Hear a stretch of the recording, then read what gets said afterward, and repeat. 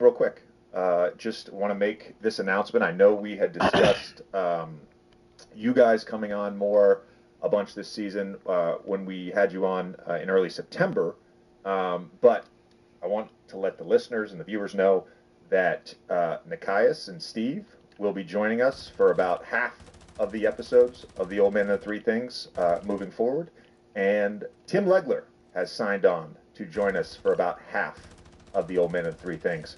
I really believe this.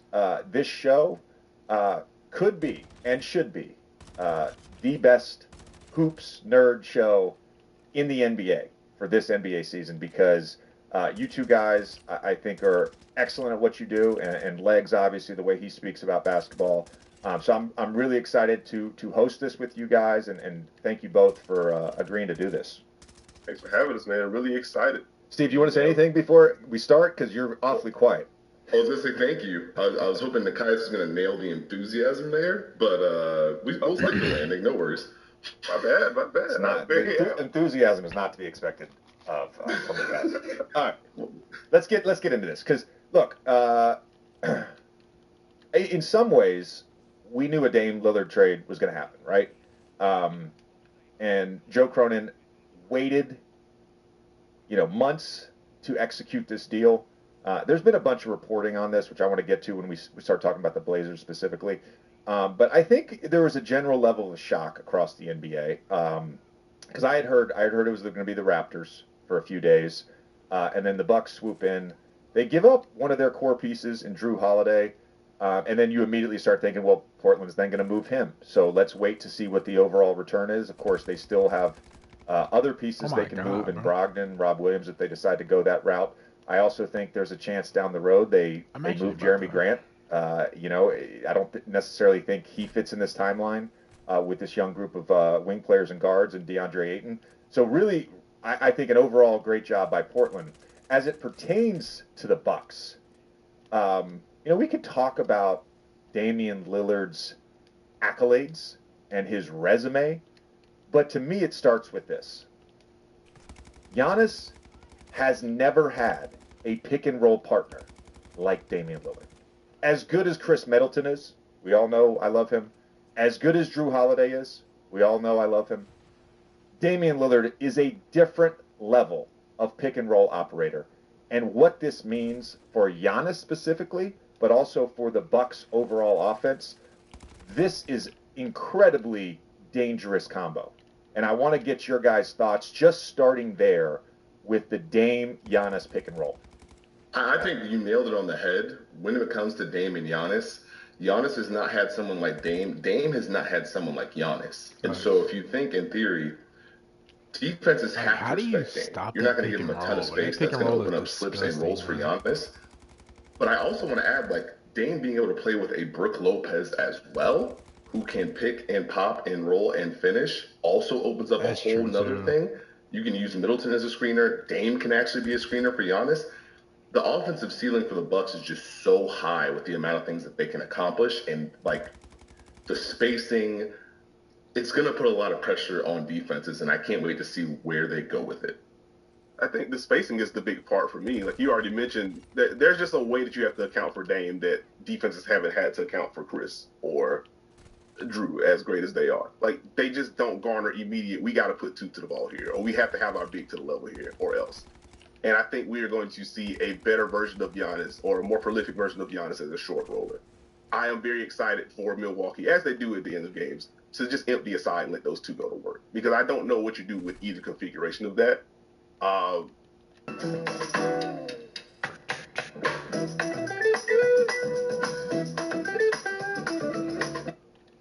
It's such a dynamic duo. It's very basic analysis, so I'm sorry. But with someone like Dame who can pull up from 30 feet, the way that they can now extend defenses, and you think about the walls that Giannis has been seeing over his career, and the way the teams generally just want to take away the paint and force you to shoot. You can't really do that to that degree anymore.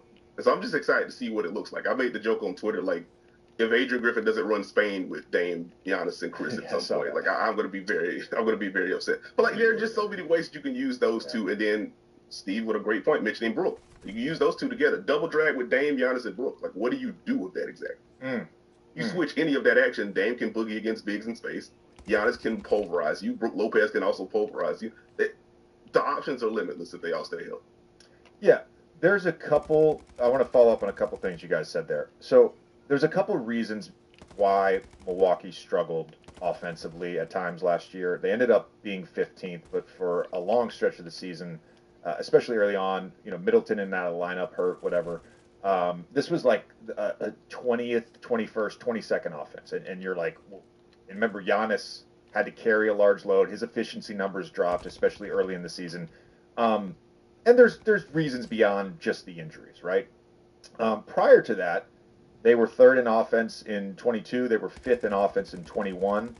And I think the interesting thing you guys bring up is the extension of space.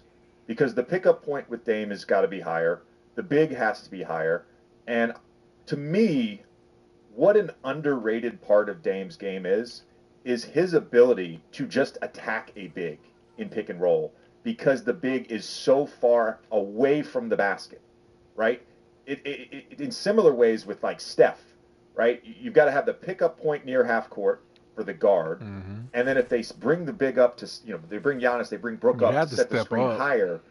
That big can't hang back in the paint, right? He can't play the Brook Lopez drop coverage. He can't play the Jared Allen drop coverage. He actually has to be. And when you do hop up, so I think in some ways that is going to make Giannis even better out of rolls, and maybe it's at the level into a drop. Okay, but then the pocket is open. And then it's Giannis making plays, as Nekias said, out of that short roll. Exactly. So really excited to see that. On the switch, which Nekias brought up, my second spectrum wasn't working because my Wi-Fi is crap right now. So I don't know the exact number, but I know Dame and ISO last year was in the 90-something percentile in the NBA. So Dame and ISO against a switch is not a good answer either. And then the point Steve made up, which I'll be honest, I didn't even really think of this, but he's spot on. The inverted pick and roll, a la Murray setting a screen on Jokic, right? We saw how dangerous that was in the playoffs. I used to do it with Joel. I used to do it with Ben. The inverted pick and roll has become such an important part of NBA offenses when you have a big that can handle and make plays. And then you have an elite guard like Jamal Murray, and in this case, like Damian Lillard. That action is something that I'm really, really excited about. Nekias, I thought you were going to go on a defensive rant, honestly. Oh no, I was going with the praise first. I do have some defensive questions to see how Milwaukee deals, but I'm just having fun talking about this offense, man. Thank you for bringing up the inverted point. I would have done so if. You brought up the Spain point. Let's talk about the defense, because that is the one thing we're going to get into the Drew trade with going to the Celtics as well. So losing Drew, who, again, if you ask, I would say 99% of NBA players. And anybody who's been guarded by Drew, they would say on the ball, I think he's the best guard there is. Just in terms of ball pressure, being able to navigate screens individually without a lot of help from the big. His physicality is so important. So you're losing that. And I think the immediate thing is where does the defensive stopper come for the Bucks? Obviously, with Giannis and Brook Lopez on the back line, I think in some ways it's less important than it would be for other teams. They can start Jay Crowder. But is that person Middleton? Is it Connaughton at times? Is it Jay Crowder? Like, where's that defensive stopper coming from? Yeah, I think heading into the offseason, two fundamental questions I had with Milwaukee was, what does their half-court offense look like in a playoff setting? Like, what kind of space can they open up for Giannis? And then on the defensive end, who is your wing defender? Because I think the problem they kept running into is that they had guys they were okay switching, but ultimately they didn't have a Jimmy Butler guy. They didn't have a Jason Tatum guy, or to a lesser degree, a Jaylen Brown guy. Drew is the best option because he's elite defensively, but at the end of the day, like, he's not 6'7", 6'8", so there's still a ceiling there. And I think with the Dame trade, obviously you lift the offensive ceiling, but that defensive question still remains. I think this ends up being a pretty big year for the young guys, honestly. We're going to see what MarJon Beauchamp has. As a UConn guy, I want to see what kind of runway Andre Jackson gets because of his ability to defend and his ability to fill gaps on the other end. But I think one of those young wings are going to have to pop for Milwaukee. I don't know what the status of Jay Crowder is at this point defensively. Like, there has been some slippage over the past couple of years. Last year was weird just because he didn't play the first half, right? And so rounding himself into shape, I'll give the year of grace there. But ultimately, I don't know if he's the answer. He'll be part of a rotation that tries to help solve that problem. But my eyes kind of go to the young guys. How And this is a new head coach in Adrian Griffin. I don't know what his philosophy is in terms of giving young guys or young wings leeway in the regular season. So I'm curious to see what it looks like. To bounce off Nikias, I think it's going to have to be team defense. I do think there's going to be a little bit more pressure or responsibility put on Chris Middleton defensively. Obviously, we mentioned Pat and Jay Crowder. They can do some of those things. With Dame and specifically, I think, as JJ mentioned, having Giannis and Brooke behind him is going to make it similar to what Donovan Mitchell did last year, as far as you had an idea of what his defense was, and then he just had to do his job because he knew he had help behind him. So I think that's going to be a big plus that some people may not be thinking about. But as far as like the pure one-on-ones, I do think Middleton's going to have to increase his level. There may be more rotations, but as Nikias said, we kind of are basing it off last year's Bucks scheme, and it may not be a complete copy and paste. My idea and my eye goes to, okay, how much of the trade-off is going to be, hey, Giannis, can you do a little bit more for us on ball? Can you be a little bit more active on ball, especially in the playoffs? Can you take some of these matchups? Is that going to be the trade-off as well? Because I think it's got to be a total thing for Milwaukee. It's got to be team defense, and can they rotate more? Can they stay out of rotation? Can they help each other out? I don't know if it's going to be one specific person. They've got to all kind of come together. Yeah, and that's a great point on Giannis, particularly in some of these matchups as we look ahead, and we'll talk about this a little bit more in a second, but as we look ahead to potential playoff matchups, right? Can Giannis guard a Jimmy Butler for stretches in a playoff series? Can Giannis guard a Tatum for stretches in a playoff? Can they go to those matchups as teams toggle between small lineups and big lineups? And we're going to talk about the small lineup and big lineup when we talk about the Celtics in a second. So I think that's an important point. And the other point you guys are sort of alluding to here is Adrian Griffin is the new coach, right? And we saw for years the Milwaukee Bucks employ a very consistent defensive scheme. Last year, they relied less on help, and they tried to take away more the three-point shot, which they succeeded at because they were always at the top of the league in terms of three-point attempts given up, and at some years three-point makes. Even though they had good defenses, it was all about packing the paint, and they allowed their perimeter players to stick. Are you ready? Are you ready? Are you ready to learn more about Lybalvi? Ask your doctor. Hey. Live from Media Day, Matthew. Yeah. And I have a hat on, and you can probably hear me better, right? Yes. Oh, absolutely. Okay. I could hear you great. Hangover from today, but I could hear you great when we were at Media Day, but apparently our listeners and our watchers couldn't. So Yeah. For those of you who are listening to the podcast, you are getting all of this content brand new and unrecycled. For those of you who are watching, you might have noticed that we were live at Suns Media Day today, and we had some audio issues because we're just a low-level budget podcast, and this is why you got to donate in the super chat and help us out and get us some gear. Next time we go, we'll be there. We'll have a table. We'll have the players come by. We'll be part of the whole train they go on. Like the little. Well, you know how they were coming. You know how they were coming out of the back because they're doing the photo shoots and everything. Yeah. We should have just brought a table and set it up right there. Like, hey, would you like to sit in with the Suns Jam Session podcast and done a 4-hour podcast? I know. Interviewing players, like how Arizona Sports was off in the other corner and they were interviewing players afterwards. I love how Dave King was asking people hey, where could they set up to do a podcast? And they're like, we don't know. Well, I asked, trying to figure it out. I asked Dave, I'm like, hey, is there a room we can go to set up a podcast? And then, of course, the Sun staff, they were very nice in telling us, well, you really can't go up in the offices. Yeah. We should have hit up our homie who works in finance. Hey, man, can we come use your office for a podcast? Who's that? The guy who, I forget his name. Oh, forgive me. Our Canadian friend. Yes, I apologize. Yeah, I know. Okay. Yeah. You said I was thinking he's accounting or yeah. Okay, cool. Yes. All right. Next time. So again, if you're listening to this podcast, welcome. Matthew and I were at Suns Media Day today, and we have plenty to talk about as it pertains to the experience there, what some of the quotes were, what some of the information that was put out there was, and just what the overall experience was like. Again, we were live on our YouTube channel, and it just didn't turn out from an audio standpoint the way that anybody would want it to. So we wanted to come home, re-record, re-release this as a podcast so you feel as plugged in as possible. So thank you, as per usual, for joining the Suns Jam Session podcast. My name is John Voida. I'm the managing editor of BrightSideOfTheSun.com, as well as a co-host here on the Suns Jam Session podcast, along with Matthew Lissy. You can follow me at Darth Voida on Twitter. You can follow Matthew. And, of course, you can follow the show at Suns Jam on Instagram, Twitter, Zio, TikTok, all the fun places. So without further ado, Matthew, I forgot to even grab a beer to pop this one. It's just kind of one of those discombobulated days. So let's talk about Media Day, huh?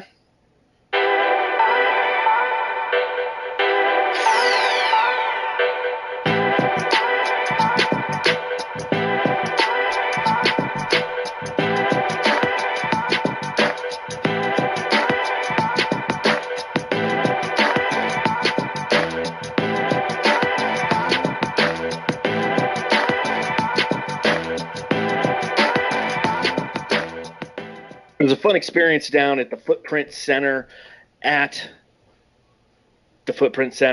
in downtown Phoenix, where you can find the Footprint Center. A very different experience. You've heard me talk about it here on the Suns Jam Session, how last year kind of felt. And this one definitely felt very different. And, you know, it brings me to my first question. Oi, Matty. Mate. I've got to ask. So, Matty, mate, I've got to ask. What was your favorite part about Media Day today? I think just the whole experience itself, but my favorite part is just the enthusiasm, the excitement from the players and the coaches and the executives, the owner, all of it. Like everyone, it was just each player was just super excited to be there. I know you got to kind of put on a show, but I think after last year it was just so disappointing how it was just doomsday over there. It was just bad kind of juju in that warehouse, wherever you were at, actually, for Media Day. But today, I think it was a different atmosphere. My favorite part is actually getting to see all the different faces, all the different players. There's so many new ones. And of course, they kept talking about, Okogie was saying like, oh, I'm the veteran now or whatever, because he's been there. This is his only second year. So I think that was really awesome. It's such a great time to go for me, for my first time, your second time, just because of all the new faces, get to see him in person, and to like have more confidence in this team, and especially Nurkic, just seeing him up there and how he just knows he's a good fit. So you feel a little bit better about that after seeing him talk about it for a few minutes. Yeah, it was a very different experience as compared to Suns Media Day 2022. And it almost shows you the difference in the ownership and the way that they want to present this organization. With Sarver, and he's being excommunicated from the league, they shove the media into this tiny little dentist office in a brick building at Jackson's on 3rd across the street from the arena. Everybody's very stoic, and it's kind of stale in there. And then this takes place in the main concourse of the Footprint Center. You walk in, and there's the big, beautiful digital boards, and it says Suns Media Day on it. And as the different players are coming up, it says it up there. And again, I think that the way that the team is embracing that gradient, it just looks nice behind the players. You know, it's one thing that I noticed when you look at a lot of the different media days throughout the NBA. A lot of them will have the logo with like a massive advertisement right behind it. You know, and here it's just like, no, Phoenix, that's what we're about.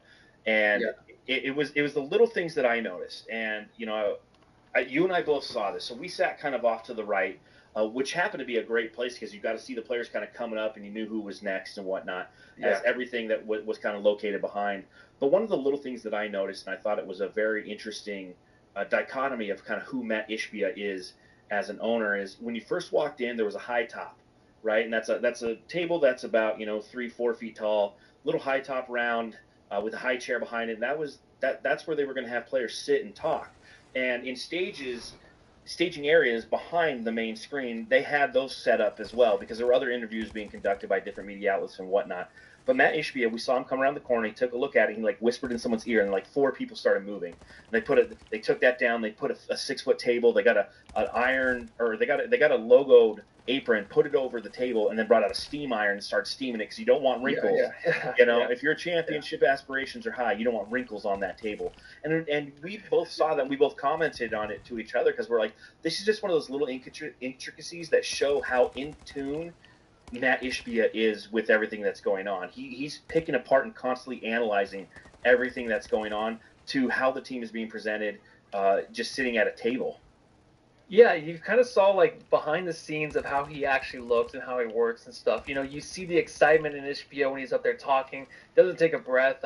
He keeps going and going and going, right? He doesn't stop in between questions. He will listen. No. He'll go for like 20 minutes on a topic, and he does talk about how you get that feeling where every little thing matters with this organization up to that table and the presentation. I love how everything was out there in the concourse. I think it was well set up.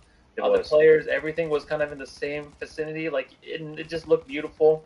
I think that's important to him to just make sure that this team is, looking good from that little tiny table. Because when I first walked in, I saw that. I was like, what is this? Are we having like martinis? Is this like Sex in the City with that table up there? Like these players gonna knock that shit over as soon as they sit down, man.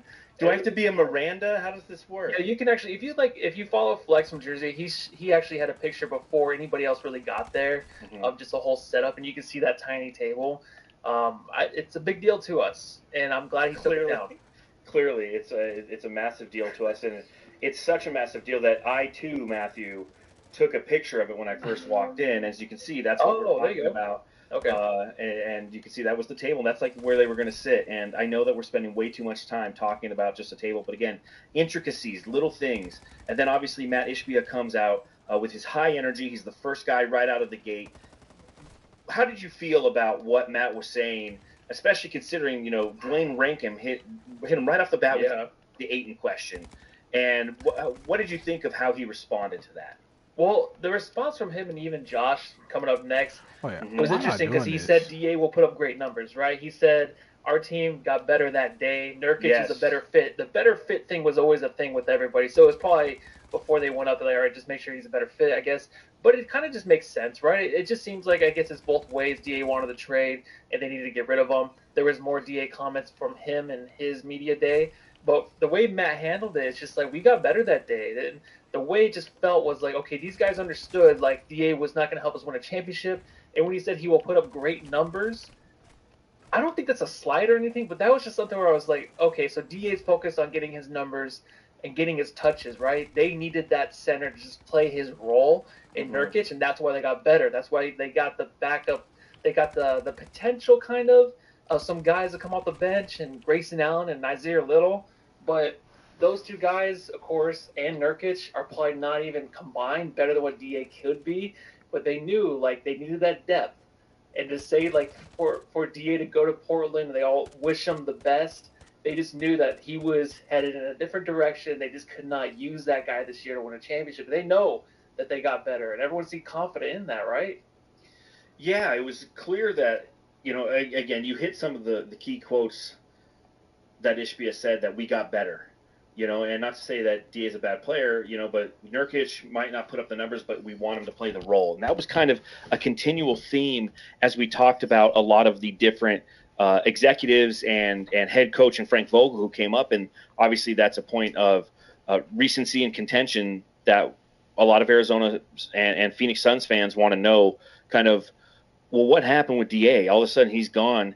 And as you delve into and you start to sift through a lot of the different quotes and the reactions, there was no animosity, there's no maliciousness, there's no passive aggressive comments. But if you read between the lines, it's clear that DeAndre Ayton wanted out. And I know that even he stated in his presser today that, and he said the Suns GM, the Phoenix Suns GM, he didn't call James Jones by the name. He said the Phoenix Suns GM, I went up to his office, and he let me know that my wishes had been met, something along those lines that kind of indicate that he had requested a trade. And he talks about changing the narrative, being dominating. And I mean, I'm sure that you've seen the DeAndre Ayton press conference on his side versus what we saw today. It's the same old bullshit with DA. Same shit, right? Yeah. As soon as I got there today, my friend sent me the clip. And I watched as a part of it. I'm like, I'm so glad he's not here today because I'm just sick of. And you can hear DA the way he's actually presenting himself and just going all out, talking about like he has grit and stuff. And I hope to God he finds it, right. But the fact that we've heard that before and we don't have to hear that again, that just. I'm so happy. Maybe that's why today was so great because it just felt like all day long the players and coaches they just it just seemed like we just forgot about it. It's over, right? We all just moved on a couple days ago. It doesn't even matter. This team's happy. But to hear those comments again, it brings back the reasoning why I just kind of didn't want him here, no matter who we got back, just because that focus would have been on him so much. I don't know if it would have been the biggest distraction, but for him to have those comments again and have to live up to it, that's a distraction of its own, I think. So good luck, Portland. I hope he does good, but those comments are the reason why I feel like I'm glad he kind of moved on. Yeah, I mean, it's the closing of a chapter, and you can see, and obviously you can see that the team is embracing Jusuf Nurkic, talking about his skill set, talking about how he's going to be the ideal fit in this organization. Devin Booker mentioning that Jusuf is a better passer. Not saying that he's a better passer than the DA, but he just stated that he is a quality passer, and that is all, another reason why they're excited to play with him. So as you close the chapter on one, you're opening the book on another. And that's expected. You're not going to have anybody come into media day and you go, hey, so tell me about DeAndre. And they're like, well, we had to get rid of him because he wanted to go. And, we got Nurkic, but, I mean, we'll just see how that works out. No, they're embracing it, who Nurkic is and what he brings to the table, as well as he is excited to obviously come here, be a part of a team that is competing. One thing that we talk about a lot with Nurkic is his availability is one of his challenges, but also understand that he was on tanking teams, and as James Jones had to navigate that transaction, this is actually, if the audio sucks, I'm sorry, but this is actually video I took of James Jones talking about the DA transaction. In return, that's going to match up about the fit. So can you just elaborate on that, on how you think the fit will be with Nurkic at center? I mean, Nurkic's going to be great for us. His skill set complements our best guys, and more importantly, he's ready to win. He's been in a situation the last few years where they're just playing to try to get to where we are, but we're playing to win championships. And if you get a really good player who's motivated and you give them an opportunity to win a title, you usually see the best versions of those players. And so I know we talk about Nurk, but we also got Nasir. We targeted Grayson as someone who could help us. Keon, all those guys collectively, they make us a better team. And so we make decisions that we know will make us better. And when we see those opportunities, we go and attack it. So what's interesting there is he's not saying that DA doesn't want to compete or we didn't get the best version of DA while he was here, but I did kind of take it that way. That's, when I went back and I was listening to it and I was thinking about what he said, I mean, just right there, he's like, typically when you're competing for a championship, you're going to get the best version of those players. And I don't know if we always got the best version of DA here. Because he would get in his own way, because of the way that he would feel about not being engaged enough on offense, or not being the focal point, or things of that nature. Where again, DA is going to Portland where he's flexing, he's doing the I'm DeAndre Ayton dominating, you're gonna dominate, or all this shit. And again, well said is better than well done is better than well said. That's always been the issue with Ayton. So as we kind of turn the page on Ayton, Jusuf Nurkic, it was our first chance and opportunity to see him in front of the Suns faithful, wearing number 20, coming out. What were your impressions when Nurkic came out? Well, I was ready. I was excited. I think other than him being just a huge monster, I love the fact that monster, dude. James Jones, a lot of them talked about how I think it was Vogel mostly talked about how he's a great rebounder. He even backed that up to say, like, I'm a good defensive rebounder. He knows what he's good at, right? So he's going to know the opportunity he has on the court. He knows what he's good at. He's going to go after that. He's going to make sure that he brings that to the team. And defensive rebounds, passing, he can do that, right? And it's not going to be anything crazy. It's not going to be something that's like, the stats, who was it? One of them said, like, DA's stats are better, of course, than Nurkic, but his role is going to play. It's going to make more sense on this team. So, of course, injuries, whatever. But I think that the fact that he came out today, and he had those like gun comments at the end show like his seriousness and another side of basketball, other than basketball. That was kind of cool to hear. But overall, man, I think there was such a question with him coming to this team, and no one was really happy. No one really wanted the trade. Even me, who didn't want Ayton on the team, was like, I didn't think that the Suns won that trade, right? But now that you see it, now that everyone's there, now that you see that he's pumped up, and that was one thing from Portland where it's like he had to be motivated to play. It's like, oh, that sounds like DA, but he doesn't come out in the presser and talk about, oh, I'm going to be something that I'm not, right? He just states like, I'm good at this, I'm good at that. And I'm ready to win a championship. He's excited to play with Kevin Durant. Like, he's excited to play with these guys. And it's his first super team. Like, you know what I mean? Like, stuff like that. So, like everybody else, he's excited to be here. And he wants to play. And it's not going to be, a guy at the center where it's just like, what are you going to get from him? We know what we're going to get. And we know that he wants to play hard every night, I feel like. Yeah, there was a level of realism that I felt when Nurk was up there, and we talked about it afterwards on our first edition of our live from Media Day podcast that went horribly wrong due to audio issues. And I told you, like, Nurkic was one of the best interviews of the day, in my opinion, because of the level of realism that he displayed.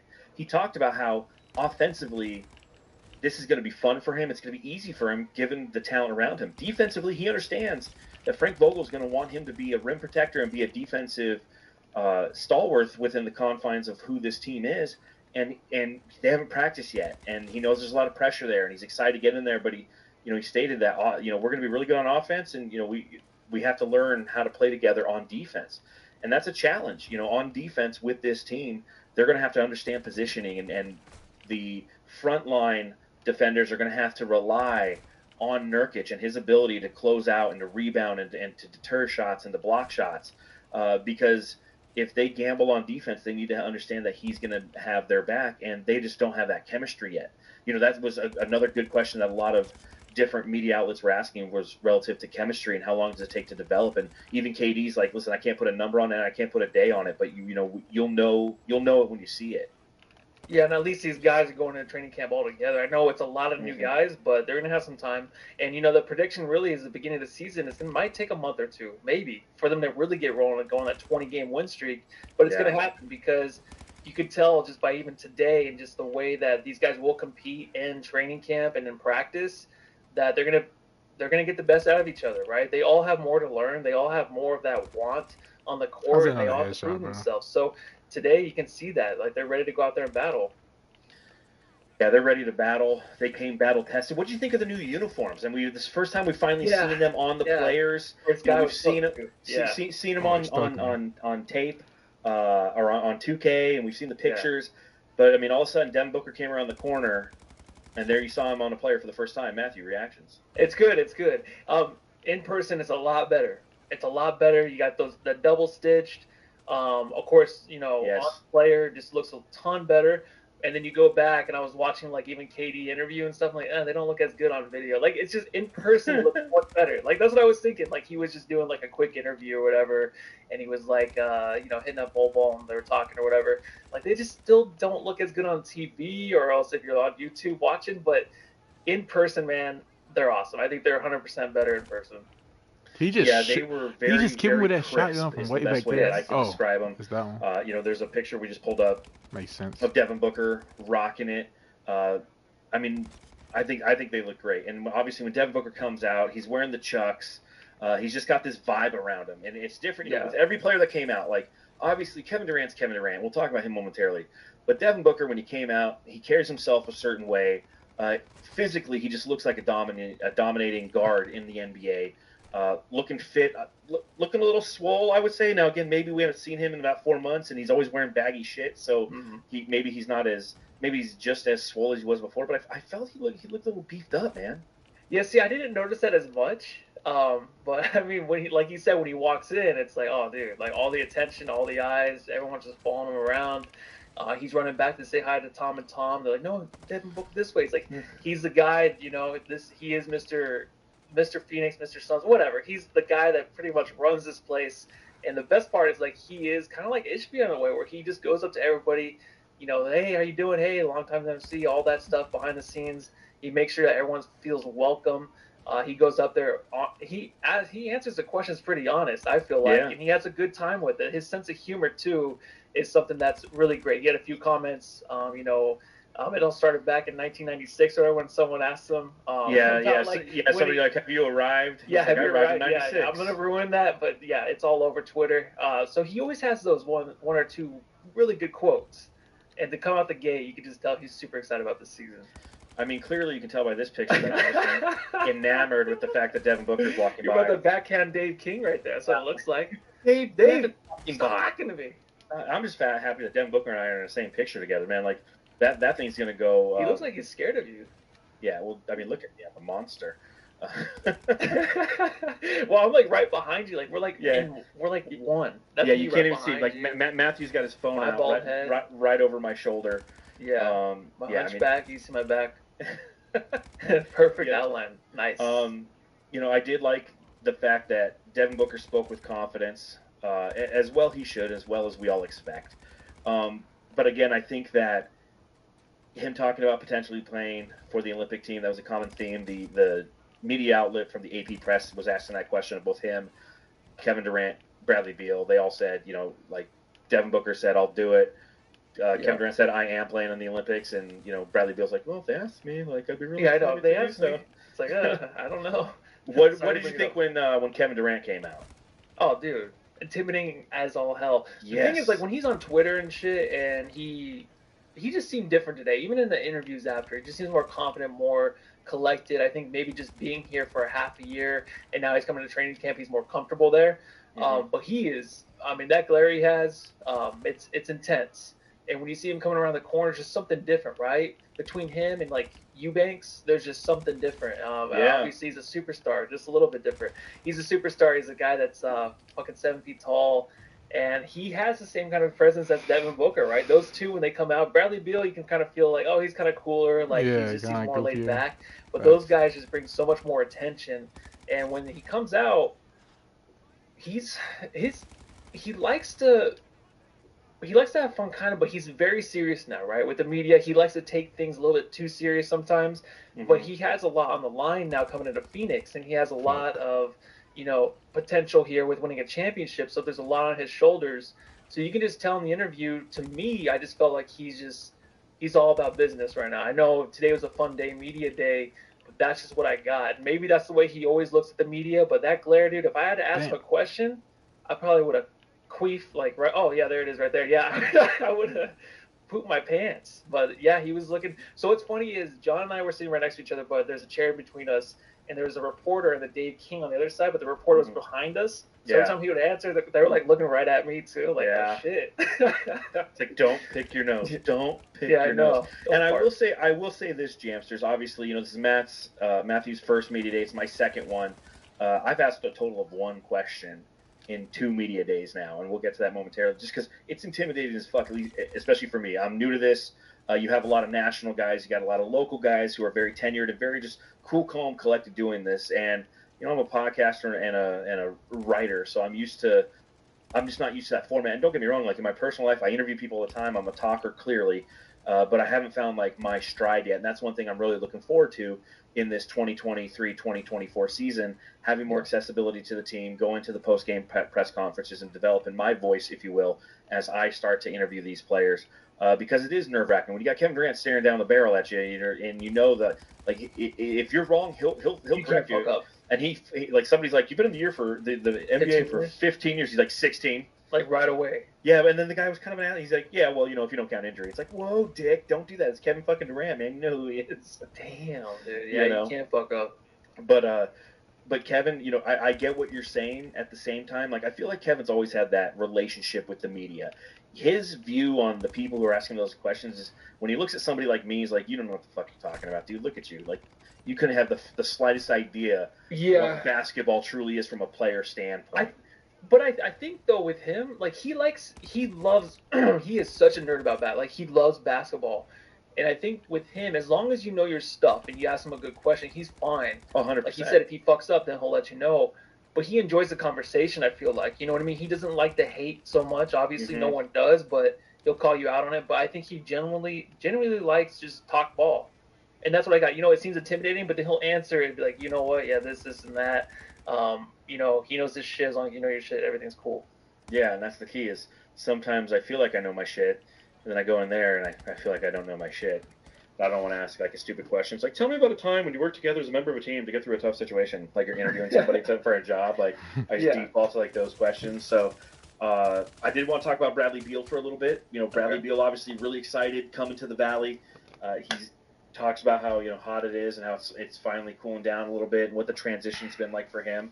But he's somebody who again, I really think that this is low-key a very, very, very important aspect of the Phoenix Suns, because obviously he's going to have the majority of the playmaking duties on this team, and he's also somebody who, like, he's going to be the third best player on this team, and he's an elite scorer. And I feel like because the transaction for Bradley Beal happened in the middle of June, and everything that's been happening with Dame and Drew Holiday's now in Boston and everything that's going on, like, people have really – I feel like they're kind of sleeping on the Suns, and they're sleeping on Bradley Beal and who he's going to be. Yeah, they definitely are. The thing is with Beal, it's kind of good that this is happening, but a guy that's been in Washington his whole life, even talking about the move today and moving all that stuff, he's been there, 11 years, he said? Yeah. Or something crazy. He's ready for the next opportunity, but it's such an adjustment for him, right? Mm-hmm. He's definitely a guy that's going to be unselfish with the ball, but it's under the radar, which is nice. I like that. Me too. There's a lot of expectations from Booker and KD, and especially KD now, to really get things done here in Phoenix and win us a championship. But Beal, like, I love the fact that we have one of our guys that you can call superstars, stars, whatever, but he's a guy that's always been under the radar his whole career in Washington, but now the expectations are so high, there's not really expectations for him as much. I think the biggest thing is handling the ball. Like, you know what I mean? Like, who's going to play point guard, all that shit. But other than that, man, I think what he's going to bring this team is going to be phenomenal, and that's great because we're going to, as soon as the season starts, like, holy shit, this is Bradley Beal? Because I feel like we're going to all be saying that because you haven't seen it on a winning team yet. Yes, and as Suns fans, I don't know how many of you have League Pass A. I don't know how many of you were tuning in to Washington Wizards broadcast to watch Bradley Beal play because he's duplicitous to Devin Booker. You're like, well, why would I watch him or his team? Unless you were sitting there scouting Kyle Kuzma last year, you're probably not as in tune with Bradley Beal's game as you should be or what we're prepared for. If you go and you just watch some highlights from last year, and what I recommend is don't just look for the highlights because obviously that's the best version of. See if you can find one where it's just got a lot of game footage and go back and just watch how he operates on the court. And he's got that killer mentality. And he, too, knows that and referenced that today on Media Day that he obviously has a big responsibility upon him. But he stated it himself. He's like, I've never been part of a team this good. Like, this is unbelievable what this team is. And I'm just trying to take it all in stride, be humble. And when somebody asked him what his goals were, he's like, I'm just going to keep those close to the chest this year. He's like, I generally come out and I say what all my goals, and this year I'm just going to kind of keep it close to the chest and roll with it that way. The coolest thing was, like, he admitted to, like, he's not a big fan of change. Yeah. And that was always the thing with Bradley Beal where he was like, he had the opportunity to go other places, but he always took the money and stayed with Washington. Mm-hmm. But that was, like, one thing I'm like, oh, okay, so you are, like, afraid of any kind of change. And it probably took a lot for you to come here to Phoenix and to have the eyes on you now. So I just thought that was kind of cool because usually guys don't admit that shit. I don't feel like. But I made a change. It was the best for my family and stuff like that. But to that point, that's what made this media day so fun. Again, like, the thing you got to realize for us Jamsters, to anyone who's watching or listening, like, we are truly fans going into this. And it's funny, like, I wrote a piece for Brightside talking about it, and I sit back and I look at it and I read it, and I'm talking about the experience and some of the stories that I've already shared here on the pod. But at the end of the day, like, that's who I am. Like, I'm not a media guy. I'm not doing this for a living. I'm doing this for fun. It just so happens that, our podcast and you, the listener and the watcher, have supported us enough to where we've got some attention from some people. It's not much. It's probably not even respected, but we have some attention. Brightside is a great conduit for providing us some access to the team. But at the end of the day, like, this isn't what I'm doing for a living. So I'm going into it with this lens of just, like, looking around as you would, the listener or the watcher, and just absorbing it through those eyes. I was sitting there, I was talking to one media outlet, and he was talking about, all the different stuff that he covers and, the seating and this and that. I'm like, that's cool. I can't relate to that because, like, that's not my life. That's your life. That's like you coming to my job and me breaking down exactly how Alto Sham ovens work and the best way to expedite a line in a restaurant. Like, it's boring to some, but, like, for me, it's like it's my life and it's what I'm into. So as you talk about Bradley Beal and his candidness, I think that that's something that was very enjoyable about this media day, especially for my only other comparison being last year where it was like a funeral. This was an environment that allowed these players to be a little bit more candid. And as the day progressed and we got further down the line and the people started leaving, the big, there goes The Athletic and there goes, Burn City Sports and what have you. There was a lot of really good candid conversations. Like, Josh Kogi was a great interview.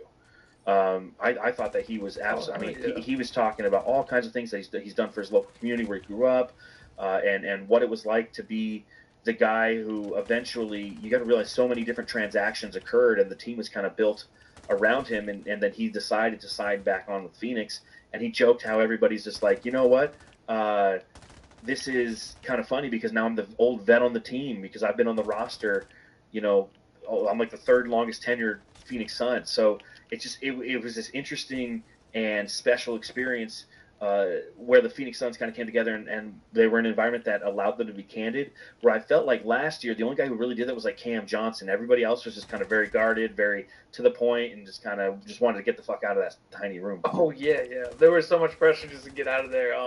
Yeah, you kind of see they were more relaxed before. Like they were always like up on the table like this.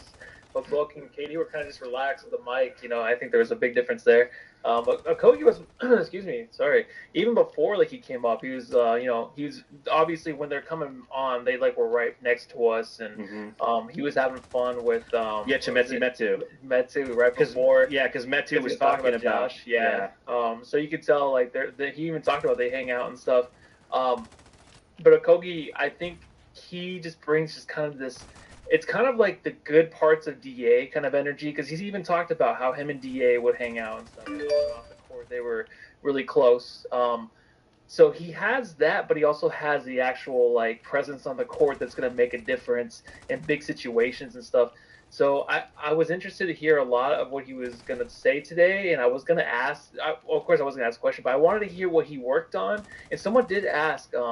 What are you looking to improve on? He's saying make the right plays. I was just hoping he would say, I improved my 3-point shot from the corner. I just wanted him to say that to make me feel better, but he didn't. He went the other way. He's like, I'm going to make the winning plays or whatever. So yeah, he wanted to be like Jokic, who never makes the wrong play. So that's kind of his goal. And he talked about the importance of defense and how exciting it's going to be to play in the the defensive schemes that Frank Vogel has. So one guy who does have a new drop here on the Suns Jam Session podcast, who I asked a question of, Keita Bates-Diop. You're down with KBD. Yeah, you know me. You're down with KBD. Yeah, you know me. You're down with KBD. So I did pop my cherry. I did ask a question, and it's funny because I was going to ask Keita Bates-Diop a question about playing for Greg Popovich for the past 3 seasons and what that was like, and then literally like they give me the news, I'm next up, or they give me the mic, I'm next up, and the guy right before me asked the same question. I'm like, oh shit! I turned it. I'm like, all right, I got to make something up now. And I just asked, kind of what is it like to go from a team that wasn't contending to a team that is contending? What's that transition like for you as a player?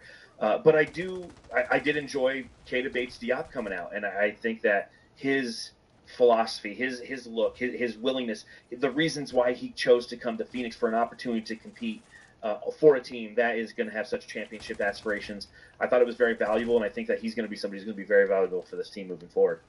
I think so too, and like even seeing his size when he did come up, it kind of looked like he kind of was like Brandon Ingram-ish a little bit. I mean, he was a little bit smaller, but just the lankiness, the I don't know, he's kind of broad, of course, but he just kind of reminded me of him. Obviously, totally different game, but the defensive presence he's going to bring to this team and how excited he seemed to bring that. And you even heard it from Kogi playing defense, but a lot of these guys are just so focused defensively, and have a guy that could be in the starting lineup as that kind of defender to make big plays and big games. As I said this 3 hours ago, exactly the same way. You couldn't hear me, so you don't know, or maybe you did. We'll just overdub it or whatever. But no, he seems excited. He's ready for the next, big move in his career. He's ready to play for a winning team. He's excited for the opportunity. That's all cliche, but it's legit. Like, he's learned a lot from San Antonio, and he's ready to bring it here to Phoenix. Yeah, I'm excited to see what he brings, and obviously he's somebody who's going to be competing for that 5th spot, and could make a big impact on this team. And I think it'll be interesting to see kind of how Frank Vogel navigates both he and Josh Kogi, because those kind of seem like the prime candidates for that 5th overall starter. Another guy who's got a new drop. Let's try this out. Tell us what you think in the chat.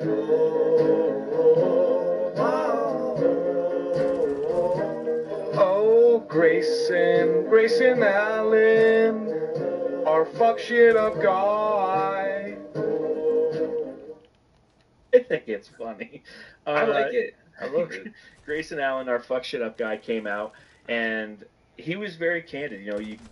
He came out. He had to answer the question right off the bat about his physicality and what he's been called a dirty player. And he's like, listen, I've answered this question 100 different ways, 100 different times. A lot of what I did as goes back to Duke, and I was a very immature player when I was there. 99% of everything that's happened and the reputation that I've developed is from Duke. There was an incident last year, obviously referencing the Alex Caruso hard foul that ultimately hurt Alex Caruso for quite some time. But I think that he came out very guarded, and again there was a question about kind of who he models his play after, and then he went on just kind of like a fanboy dissertation about loving Dwayne Wade. And again, you got to see that spark of who this player is and what his passion is. And I think that he's somebody who is definitely a valuable member of this team. And both James Jones, Frank Vogel, Josh Bartlestein, Matt Ishbia, they were all talking about how Grayson Allen was definitely like a must-have as part of that transaction with DeAndre Ayton for what he's going to bring to this team. What were your impressions of Grayson Allen? Oh, he reminds me of like my neighbor's dad or something. That's taking me fishing. Like, doesn't he have that dad vibe? He totally does. The intense, like, just a anger. He's like, don't fuck up my tackle box. Yes. Yeah. That's exactly. I can see it. Yes, I he was in the Marines or something. Like he definitely has like kind of like an attitude. It's not. I don't know what it is, man. It's just kind of an aggression. Like, you don't want to fuck with this guy at all. Mm-hmm. You can feel it just being next to him. Having to go through all those questions again. It's something that he's gonna always have to answer. But the Dwayne Wade thing was cool. I think that like I said earlier, I never had it I never thought he modeled his game after Dwayne Wade, but because he's just a shooter, right? But yeah, he was kind of more like that in college, a driver. But it's gonna be interesting because I think there's not really a whole lot of expectations with this guy, but he can come in here and make an impact because there's so many spots right now that it's hard for these guys. They're already filled, right? I feel like he's kind of last on the list, I feel like, in some ways, but he's the one dude that I feel like can jump the line and find his way into this rotation. And he talked about Vogel, too, and how he likes the fact that Vogel is a coach that will let these players play their game. And he talked about the last 4 years, he played 4 different ways, and it just wasn't really his game. So let's see. Like, that's kind of exciting because you never think about that. You think of a player like, this is how he plays, right? This is his game, but it's mostly controlled by the coach, I guess, right? That's a thing. Well, so I know it's stupid, but I don't ever think about that. So he seems excited to have Vogel as a coach and give him an opportunity to play his kind of game. I felt like he's a little shell-shocked. He's like, I've only been here for 3 days, guys. Like, I don't even know what the fuck is happening. He looked like he was just like, fuck, like, yeah, unless he always looks like that. He might just always be that way. Maybe he does, man. He just looks like your neighbor's dad who just got done with a fishing trip. He's like, fuck, man, now I got to fucking clean the boat. Oh, it's a pain in the ass. But again, he was referencing Coach K, where 4 years at Duke, 4 different styles of play, which ultimately has allowed him to be a versatile player and continue his NBA career in the manner that he has. And he also mentioned how he's played with a lot of really good players. He played with Tatum in college. He played with Giannis Antetokounmpo. He's played just with a plethora of great players, and he knows how to complement those skills. And he even said, he's like, that's why I'm still in the NBA, because I've understood what my skills are. Primarily shooting and defense, even though we know he's a little rough around the edges, and that competitive nature is something that's going to keep him sharp and keep him in the games, if you will. Obviously not with any intent to hurt anybody, but definitely, you're going to think twice when Grayson Allen's out there on the court, right? Yeah. I mean, that's why I'm like, I feel like he's just that way in person, maybe. I mean, because it comes out on the court. He's competitive. He has to be scrappy. He said he's not a superstar, so he has to find his way somewhere else. 100%. Another guy that we didn't talk about right afterwards, but I did want to talk a little bit about. From Indiana University, number 23, Eric Gordon. When Eric Gordon came out, I just felt like there was a level of maturity there, which is obvious. He's like 33 years old, 32, 33, somewhere in there. But just very, very focused, very understanding of the situation that he's in, and very tenured as a player. And as you saw a lot of these players, we talked about, Chimezie Metu. We'll talk a little bit about Yuta Watanabe and Bol Bol here in a bit. When you talk about Keita Bates-Diop and Drew Eubanks, a lot of guys they've been in the league. The majority of the guys who've been in the league on this team have been in for like 6 years. And to have Gordon on top of that level of maturity, I really feel like it's going to take this team to the next level. And it kind of sounded like he believes that as well. Yeah, he's just like short to the answer. I feel like he kind of just knows his role now. He is, I don't know, like he was, I don't know. I don't want to say he's nervous or whatever, but he just seemed kind of like different from what I thought he might have been. Me too. You know what I mean? Like, I don't know. I feel like I've seen other interviews with him, and it seemed like a different dude or something. I don't know what it was, because he's been on the Rockets for forever, it feels like, and he's just been on shitty teams, and of course the Clippers last year, whatever. But I think he finally like just feels kind of accepted, and just like he's gonna be put in a place where he knows the fans are super excited to have him. Mm-hmm. Like we always talk about the way when we added Gordon, where we're super excited. We're like, okay, that completes everything, and he finally knows he's like, okay, I'm that guy. I'm gonna be relied on a lot. But he's just very businesslike. Like you said, like a mature dude. He's just like, all right, let's get it going. I don't know. It's just different from what I thought he might have been. Yeah, me as well.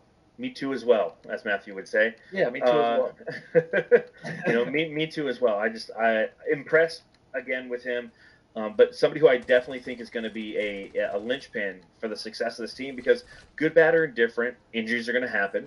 I mean, Damian Lee is already injured. He has a meniscus injury. And he wasn't there, right? No, he didn't come out today.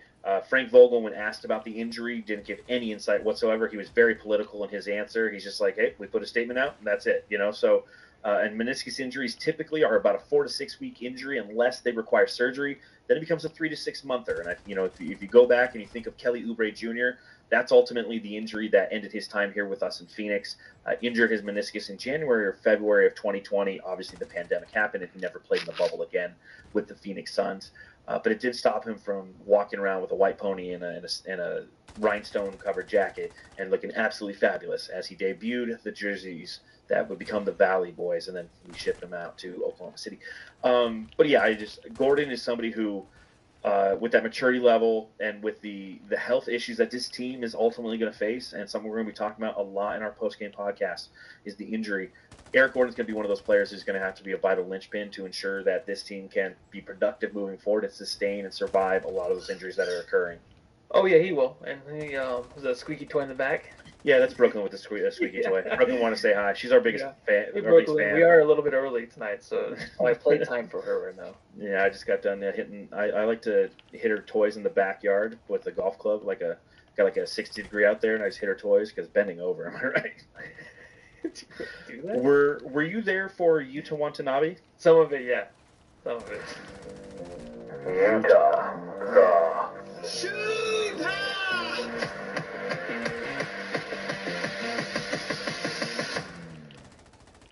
Not gonna lie, that's like my favorite drop. Yeah. Right? Tom said there was one that needed work. I think it was Grayson Allen, but that's the best part sometimes about the drops is they might corny. need work, but leave it. That's why I like them. But that was so good, dude. Yeah. I saw a little bit of him.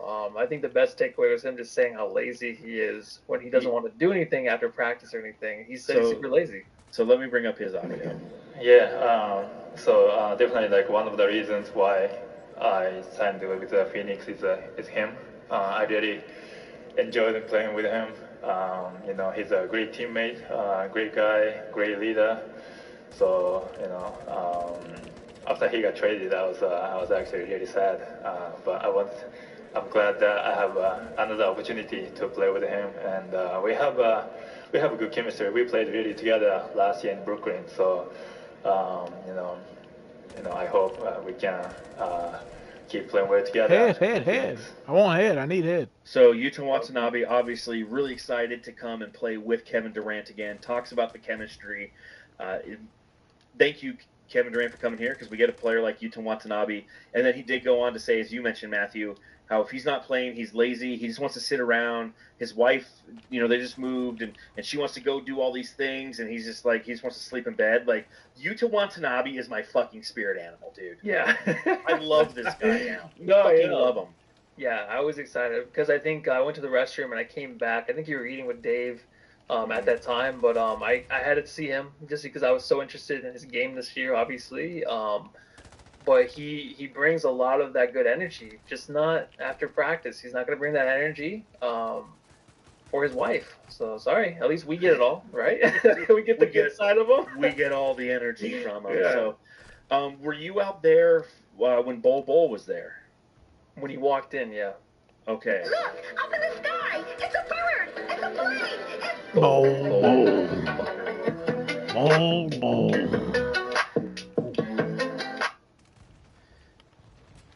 What did he say? I wasn't there for Bol. So I saw him walk by. I was eating. eating. Yeah, that's when I went to go eat because I was hungry. I'm like, oh yeah, they do have food. Because I thought it was gonna be on the other. When you first walk out there, they had a little ledge. I thought it was gonna be there, but it was on the bar. Room.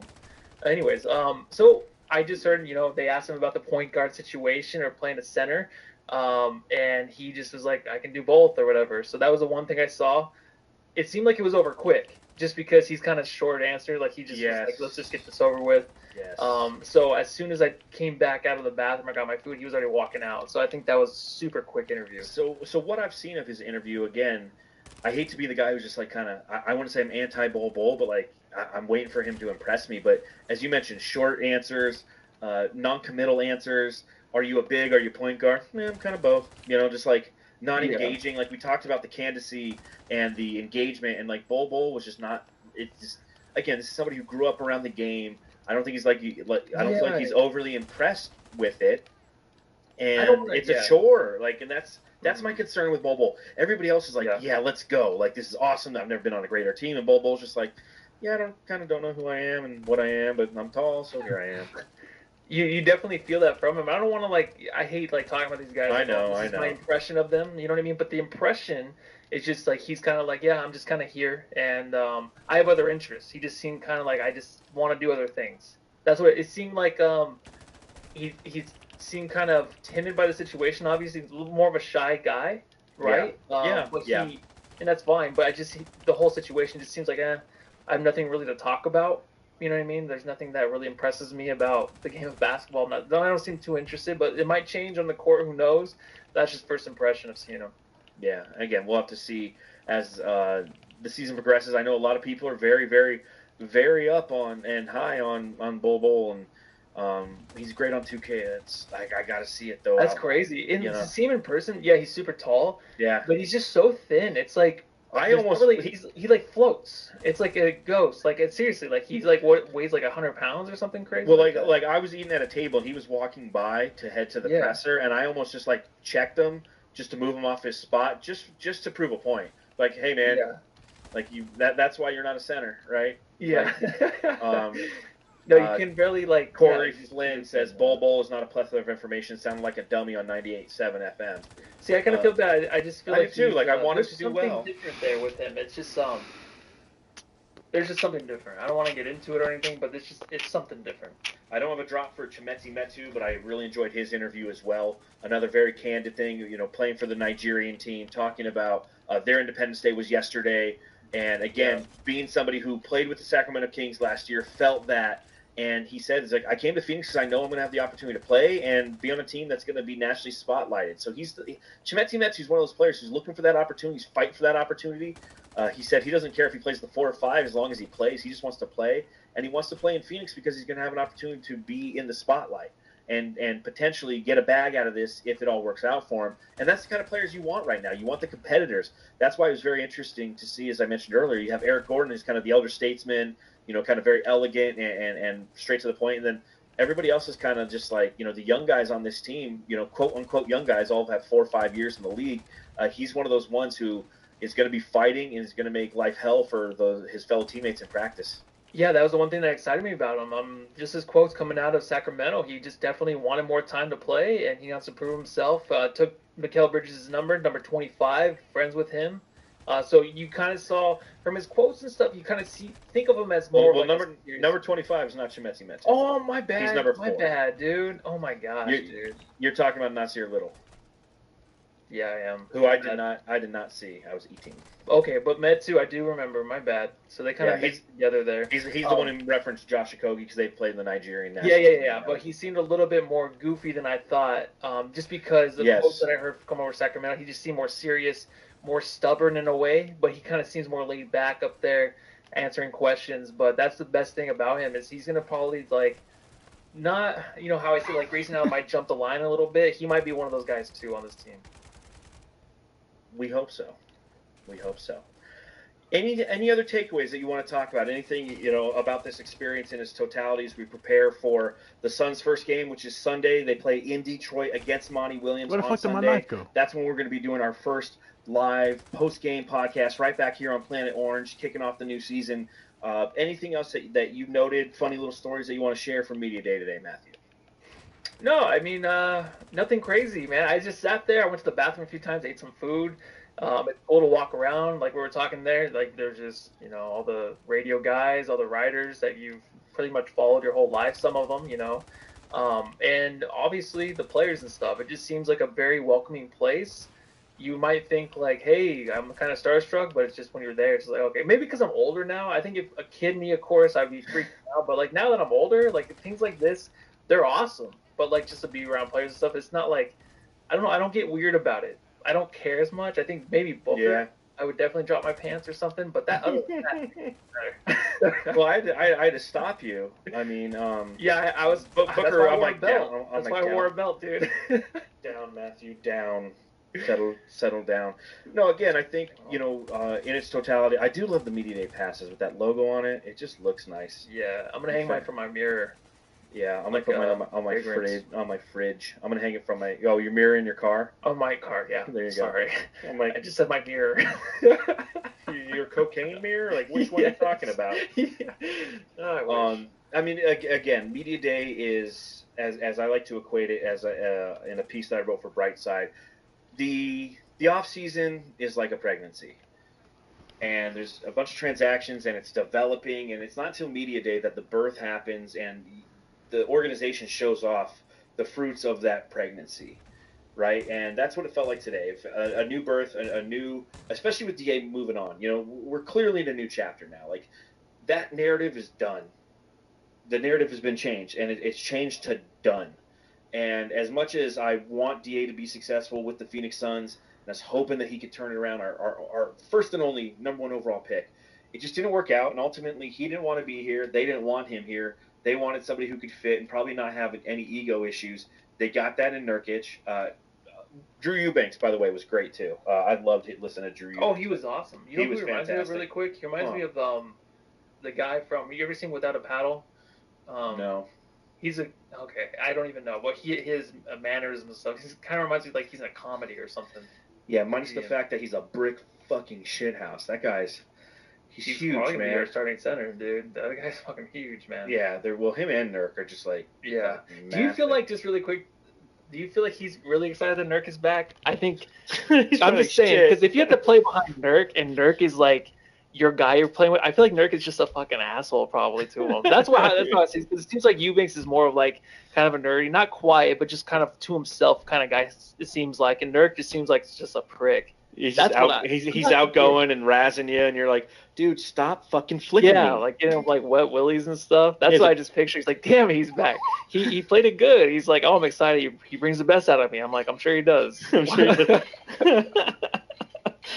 Oh man, I mean, it was just Blaze Megatron in the chat. He's like, I imagine Voida and Leslie walking around their lanyards like Wayne and Garth from Wayne's World.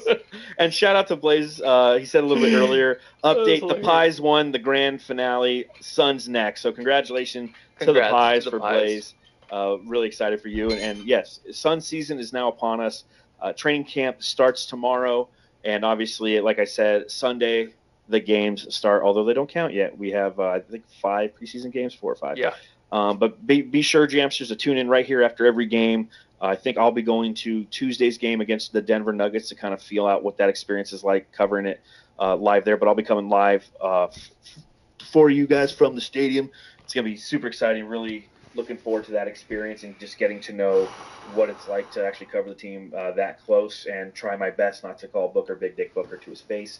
Because he might slap me with that thing, and I don't want that. That'll leave a bruise. Drop it on your foot. Yeah. Oops. Oh, shit. There goes my third metatarsal. So, on that note, Jamsters, we appreciate you taking a little time out of your day.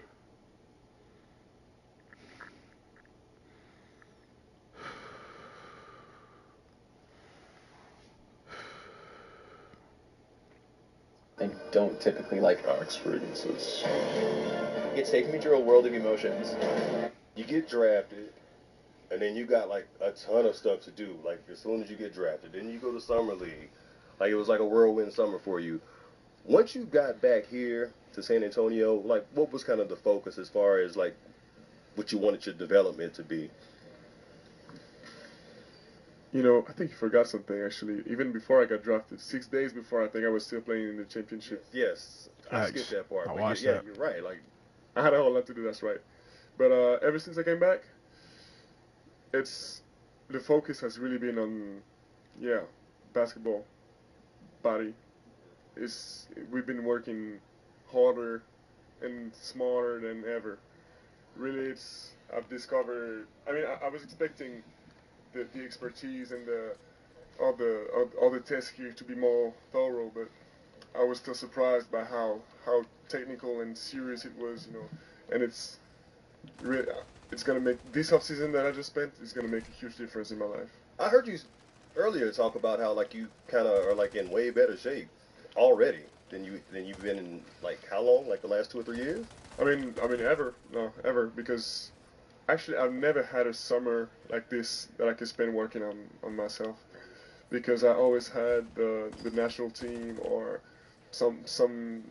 the youth national teams, keeping me busy. So it was really precious to me. No one overall pick.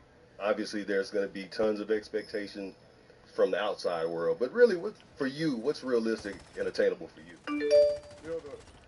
The only expectations that matter are my teammates, my coaches, and mine. So. Oh my God.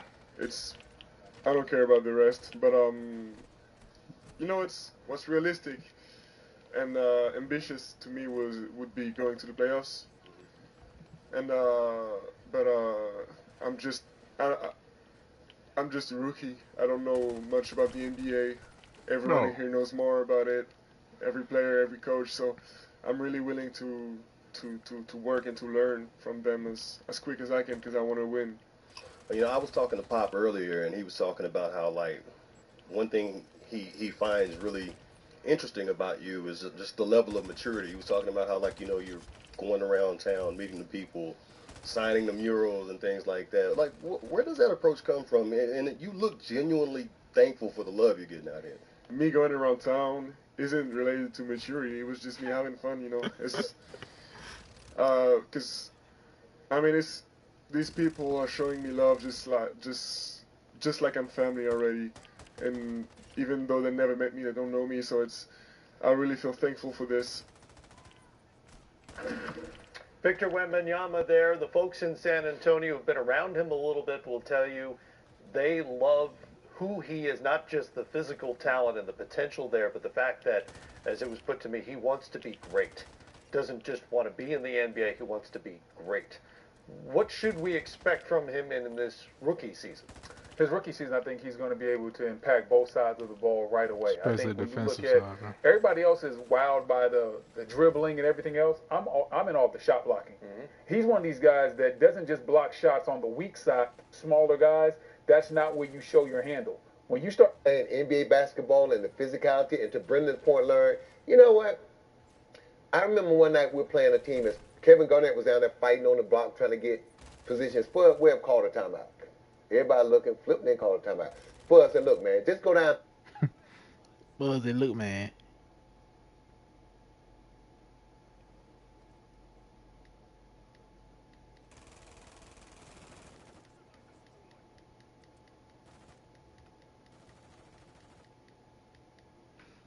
Wish you had help getting things done? Same. So I got Spectrum One. Get 300 megabit internet for $49.99 a month, plus advanced Wi-Fi, and your first line of unlimited mobile free for 12 months. Visit Spectrum.com or stop by a store today.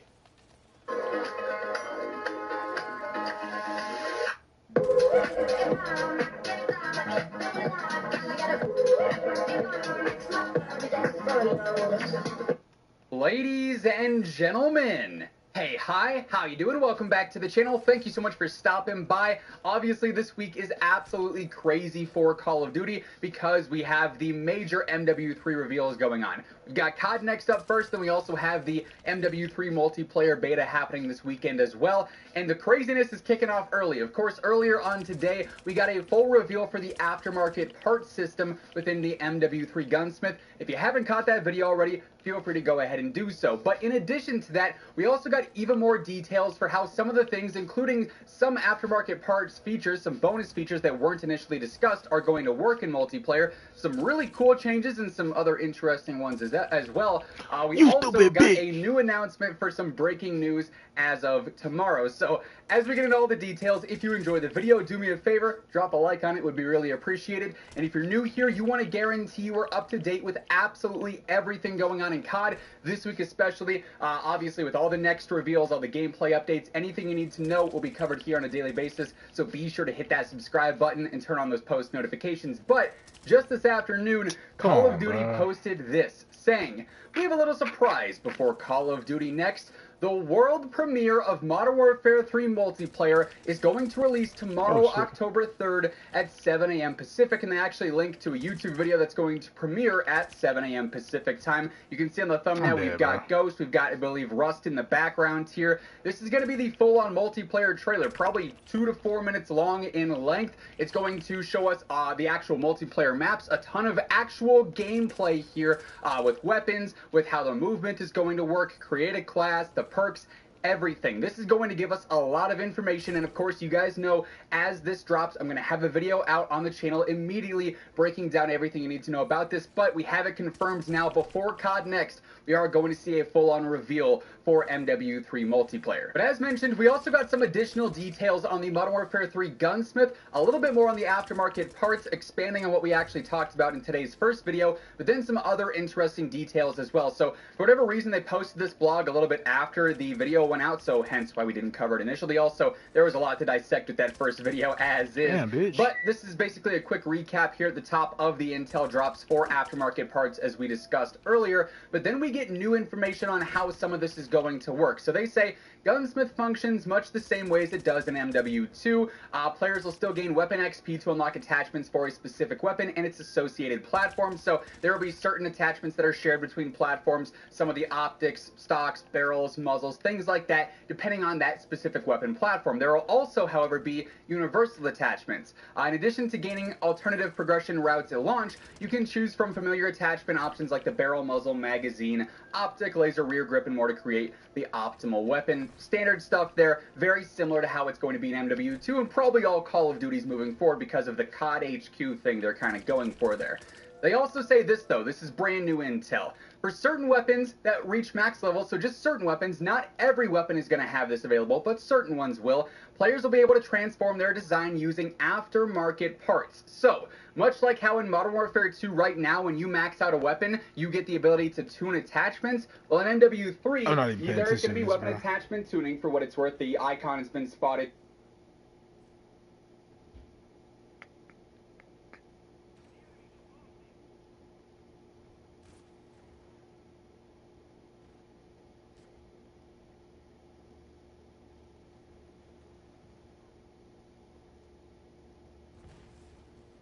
Ben, it's good to have you with us. Appreciate it. Thank you. Let's talk about where you're headed in terms of the 23-24 season. There's been a lot of talk and interviews with Jacques Vaughn saying you're in 5-on-5s, you're ready to go, you feel good physically and mentally. Where do you say you're at right now? I feel great. This is the best I've felt in a long time. I had a real opportunity this summer to really focus on myself, take my time and rehab properly, and get to a place where, you know, I'm comfortable and physically able to compete at the highest level.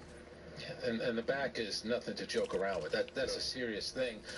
How much pain were you in last year? Was it discomfort? Was it limiting you from, you know, jumping, driving, cutting? Just give us a sense of that. There's multiple times where you didn't see Ben Simmons out there, and that's just because I physically couldn't do it. But for myself, my job is to put myself out there and try to do what I can on the court. Looking at it now, I was put into a place where, you know, I probably wasn't feeling the greatest. You know, I probably needed more time to rehab. truthfully, but at the same time, I want to compete and help my teammates win. And it was a different situation. You know, we had different guys here, so at the time, I'm doing what I can physically on the court. But I'm grateful and happy to be in a place where I'm at now, to be out here and be comfortable, be able to take hits and get to the rim and do Ben Simmons type things. So I'm happy.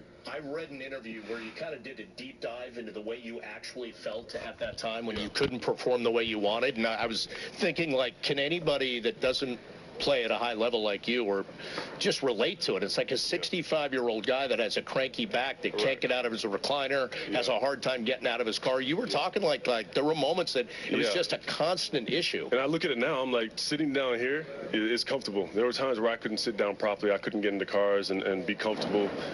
Sitting down too long, I wasn't able to get up and be able to perform and do things I needed to do. So for me now, I'm looking at it, I'm like, day-to-day things are easier. So I think that also affects you. You know, it takes a toll on your mental. You know, if you're not able to compete and do the things that you naturally can do, it's frustrating. But I'm in a place now where, you know, every day is a lot easier. Feeling comfortable, I can get up, go work, and do my job. You're the most accomplished player on this roster. How important is it for you? I ain't been to the finals. well, that's true, but I meant from an individual standpoint. You know, Rookie of the Year and, you know, other honors that you've won. How important for this team to be successful is it for you to get back to that level? I think it's huge. I think we need everybody at their peak and their highest level to come in and compete every night, from the players to the coaching staff. But I'm happy with the crew we have now. I think we have a great young team. You know, everyone's willing to do what we need to do to win the championship. So we'll see how it goes in the start of the camp. I'm looking forward to getting on the court with the guys and just seeing where we can go. I would imagine being at different training camps, you see guys that really work hard. You see other guys that probably don't put the work in that they should. What about this crew? You talked about it a little bit. Like, on a daily basis, when you see the work they're doing, are you like, wow? I'm happy with it because guys come in and it's about working. You know, we don't want any other distractions going on. We just want to come in and do our job, and that's me. I want to come in and work, do my job, compete at a high level and win. Not worried about individual successes. So I believe if everyone's, you know, doing their thing, you know, that equates to team success. So I'm excited. I think the coaching staff's great. Teammates are great, so I'm looking forward to it. You want to get the ball, you can grab it off the rim and start the break. What about the guys that you're surrounded with? Guys like Mikal Bridges, Cam Johnson, Nick Claxton, who can run the court. It's exciting to have a group of guys that are willing to run, space the floor, get their shots. I don't think we have anybody on the team that's worried about, you know, the individual shots or anything like that. I'm excited because I know I'm going to find my teammates pushing the ball. I know we have multiple guys who can push the ball also. There's one thing he's doing that we need to get into, and maybe you have. He's doing Pilates, by the way. Oh, it's the best. It's the best. So I do it every day. It's something that I've built into just my everyday life, and it helps tremendously. Were you told by doctors to do that, or that was something you wanted to do? So this summer I really took my rehab into my own hands. I'm working with somebody I've worked with for years. And we got to a place where no fucking way, you stupid bitch. Fuck you. I'm a number. And just keep those muscles firing and going. And the core strength is important. We also talked a little about this off air that you moved to Miami in the off season. You love to fish. You'd write a book about fishing, or fishing is my zen, or I need to. It's always behind me, bro. Like, get off my zig. I'm ready to get out there and fish on it, but we got my first in Brooklyn, so I'm looking forward to it. All right, as a point guard, assess what's gone on in the Eastern Conference the last week. Yeah. Damian Lillard going to Milwaukee, then Drew Holiday, Portland, now on Boston. Yeah, I mean, a lot of things have happened, but I can't really put my focus into, you know, other teams. I think obviously we'll all be watching. I think, you know, some great players in Dame and Drew have moved around, so it'll be interesting to see how those teams look. But right now, my focus is Brooklyn Nets and just seeing how we get better every day. Already talked to some of the players about the up-tempo game that you guys will be able to play, how that might help you get a few extra wins against guys. Oh, why would you come in, bro? And why didn't my teammates shooting at you down that lane? Down that damn lane. And everyone's able to keep up with that pace. It's hard to lock stop. in on the game down that lane. You got some guys out there, you know, maybe their cardio's not the best, but I think looking at this team, I think we can be. Come on, bro. You always behind me, you stupid bitch. Is the frustrating part being injured, knowing you could do more, and then you're almost treated like a human pinata? You got everybody hitting you. How difficult has the last 2 years been from that standpoint? It's difficult, but at the same time, it comes with it. Like, I know what's expected of me. I know what I can do and what I'm capable of. So I get it. I mean, if I was a fan, I'd be frustrated too. But also, I know what's going on. So physically, when I wasn't able to do it, that's just what it was. So that's why I took the whole summer, put all the focus into myself and my body, and get back to where I need to be. Are you good at blocking out that outside noise, or does it ever affect you? You gotta learn. You can't be soft. You know, it's one of those things where you just gotta deal with it. You gotta live with it. But that's the expectation. If nobody was saying anything, then people probably don't care. You know. So that's just a part of who I am. And myself. So hopefully, when I do great things, people are doing the same. No, thing. I thought I killed him. Imagine on the road too. It's going to get probably a little more silent when they watch you play this season and you're performing the way that. And that's the great thing about sports. You know, you have one day where you're playing terrible, you're playing bad, and the next day you're playing great, and then that's just what sports is. So I'm excited to turn a lot of heads and get back on the floor and do my thing. So I'm looking forward to it. And we were talking a little bit about Australia. Yeah. So let's make some news on Australia. What is your future with the national team? Would you like to play in the Olympics next my summer? goal is to play in Paris next year. So I'm excited. Knock on wood, stay healthy. Everything goes to plan. I want to be wearing an Australian jersey next summer. And what do you think about the performance of your teammate here, Mikal Bridges, for the U.S. at the World Cup? He's a great basketball player, but he's an even better person, So I look forward to playing with guys like that. Great people, guys who just want to win and compete. There's a theme we're picking up here on Media Day that we all knew about, but it's really coming out the fact that there's so much more from where you were a year or two ago that we'll see again from Ben Simmons, Mikal Bridges, Cam Johnson, Nick Claxton talks about wanting to be better. That's got to be exciting. That while you might not have the superstars. Man, why you kill me, bro? Guys who want to put the work in and get better. I'm just trying to get better at my craft, bro. Goal, competing and getting better every day. So as long as we're doing that, that's all we can ask for.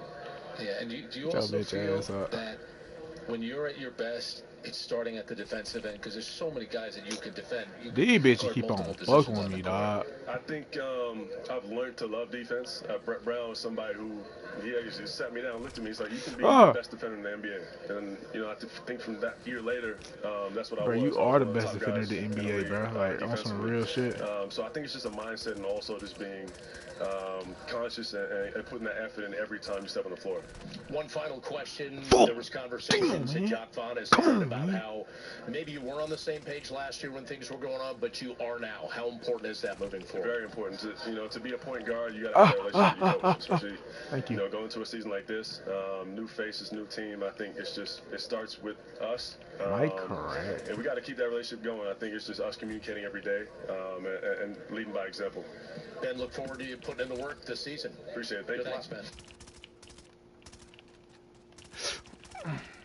Hey everyone, my name is Marco Montino. I am the CEO and founder of Dibbly, and in this video, I'm going to walk you through how to use our research tool. I should try like this all the time. It's kind of easy. All right, let's open a project, and we're going to jump right into Kip Generate here and start doing some research. So research right now, we're just looking at Amazon. We're going to be adding Google and other platforms to help you with your research. But for the time being, our first version of research is... The NFL draft is here again, which means billionaires are hiring millionaires to pick football players for them, mostly quarterbacks. Because a great quarterback is the key to a great team. But here's the truth. None of these millionaires actually knows how to determine what college quarterbacks will be great in the pros. They're all guessing, which makes the next few days actually hilarious. Get the popcorn. Get your popcorn in Kansas City where they are ready for the 2023 NFL Draft. Brian Lewis, New York Post. Welcome back. This twofold, just what are some of the kind of things that I guess you felt you could have taken from your summer experience with FIBA, some of the things that would benefit you, and secondly, just what kind of overall team have now? You were essentially having three different teams put together, part of the Mavericks and part of the Suns and part of the Nets, and you didn't have a training camp. Now it's one team with an actual training camp. What kind of expectations do you guys have? Yeah, I'll start with the summer. Yeah, summer was good. I think just playing for USA and having the opportunity, it's a different feel. You know, you're not playing for one city, you're just playing for your whole country. So just Y'all having some that type hoes of, and some bitches and some hoes and bitches. I wouldn't say pressure, but it's just different type of expectation, different type of lock-in mentality to have. So just having that coming in this year and also losing. Obviously, I won't walk around here pouting, upset about losing, but there's always there in the back of my head, you know, didn't get what I want, and that's for everybody on that USA team. I know we all want a gold, so just having that, just that mini chip coming into the year, it's just a little frustration to have, and you know, bringing that here, that's was pretty much is a good thing, and yeah, like coming in this year, not having three different teams, trying to figure out what we're doing offensively, defensively. I was preaching at the end of the year, just very excited for a coach to, you know, have his own staff and have his own, you know, what we're going to do offensively, we're going to have defensively, have their own concepts. And it's been great since I got back. You know, I think the guys been here for about a month. You know, me and Cam were overseas, and everybody looks good. You can tell everybody's been learning the system. And it's kind of like me and Cam are the last couple guys trying to learn, and I was great with that because me and Cam were quick learners. You know, we learn really quick and kind of already knowing it now. So very excited. And expectation for us, man, is to win games and, like I always say, playoffs for me, and then go from there. But I don't see why we shouldn't make the playoffs at all. So. You want to be like me? Well, you can't, because there's only one pride. But you can recover like me. Always. Every day. They can help you recover from exercise to keep you prime. You want to stay prime, right?